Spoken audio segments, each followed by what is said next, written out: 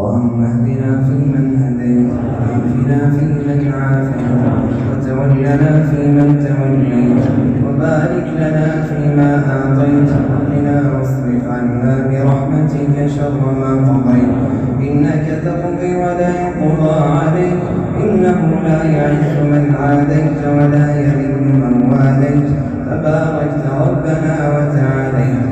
نستغفرك اللهم من جميع الذنوب والخطايا ونتوب إليك.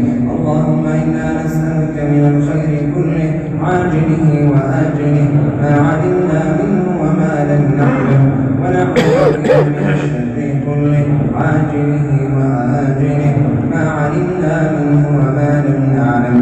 اللهم ما قسمت في هذه الليلة الشريفة المباركة من خير وعافية وصحة وسعة رزق فاجعل لنا منها أوفر الحق والنصيب. وما قسم في هذه الليلة من بلاء وشر وفتنة فاصرف عنا وعن المسلمين برحمتك يا أرحم الراحمين. اللهم إنا نسألك من خير ما سألك منه نبيك محمد صلى الله عليه وسلم، ونعوذ بك من شر ما استعاذك منه نبيك محمد صلى الله عليه وسلم. اللهم إنا نسألك موجبات رحمتك وعزائم مغفرتك والغنيمة من كل بر والسلامة من كل إثم والفوز بالجنة والنجاة من النار. اللهم إنا نسألك رضاك والجنة، اللهم إنا نسألك الجنة وما قرب إليها من قول أو عمل، ونعوذ بك من النار وما قرب إليها من قول أو عمل. اللهم أعتق رقابنا من النار، اللهم أعتق رقابنا من النار، اللهم أعتق رقابنا ورقاب والدينا وذرياتنا وأزواجنا والمسلمين من النار يا عزيز يا غفار.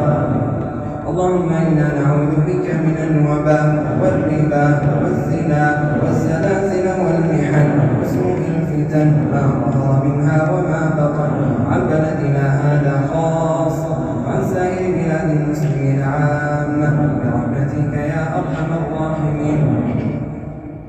اللهم إنا نعوذ بك من جهد البلاء ودرك الشقاء وسوء القضاء وشماتة الأعداء. اللهم إنا نعوذ بك من علم لا ينفع ومن قلب لا يخشع ومن عين لا تدمع ومن دعوة لا يستجاب لها برحمتك يا أرحم الراحمين.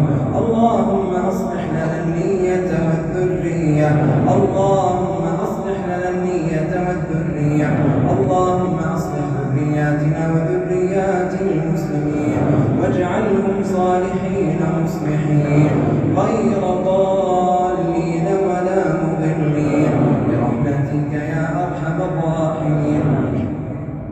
ربنا تقبل منا إنك أنت السميع العليم، وتب علينا إنك أنت التواب الرحيم، واغفر لنا ولوالدينا ولجميع المسلمين الأحياء منهم والميتين.